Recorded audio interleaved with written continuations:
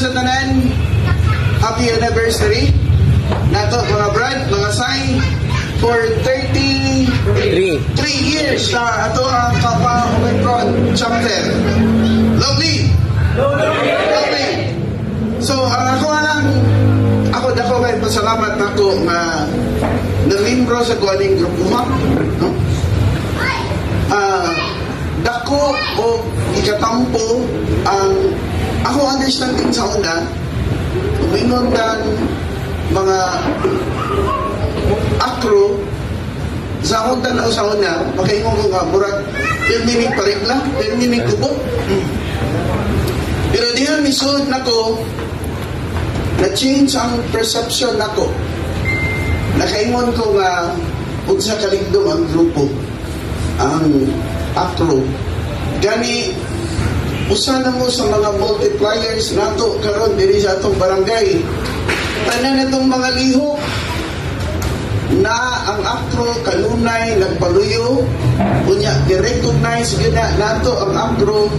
the one of the pillars sa atong barangay dunay mga limpyuhanan akro akong tawagon dunay mga gubot-gubot ari sa ubang eskwelahan ari ilaw grades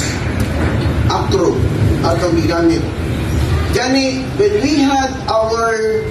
one of the meeting kay part na to sa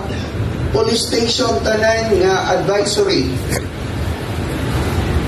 ako i-discuss dito sa 7 ka barangay together with ako kuya sa Eagles Food si Major Cleopas na may hepe sa Station 3 ako sila gingnan nga outnumbered na akong mga barangay tanod ako BPSO pero akong i-utilize ang akro mao ni akong gigamit ron nga para pagbantay sa eskwelahan bantay diri lang sa grades or even diri sa barangay hall natinga sila nga nagamit ako yani katong 7 ka barangay nga naa dito ingon sila gamiton sa namo ako makikmeeting ni sa mga akro nga naa sa mga barangay so inana ka importante the reputation of the akro changes a lot ako kayo ikausap yun ano bang naagila na ta nga kaabag ila na ta even our mayor our congressman i-recognize good ang akro maupot sa ato ili sa atong barangay fully recognize ang ato ang akro so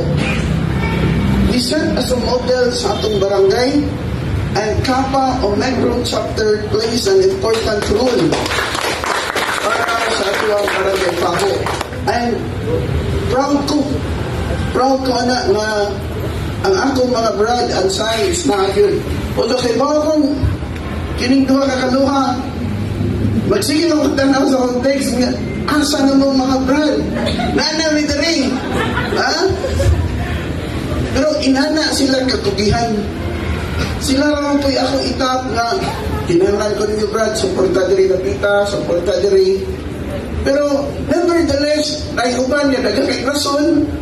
ako lagi na ingan ang kakaluha na itong mga brad gaya lang tabangalan kay ato ranang ma-improve so happy anniversary na itong tanan and mapasalamaton ko na we look forward for another 30 plus years na isip usan ninyo ka brad may amahan sa barangay Paho ako ipasalig ninyo na naaragin ko permi sa inyong lutod kinabangay ta kay tungod nga we value this group akro as one of the pillars sa ato ang barangay happy anniversary and long live mga brad at sakay dagang salamat o may gabi tanan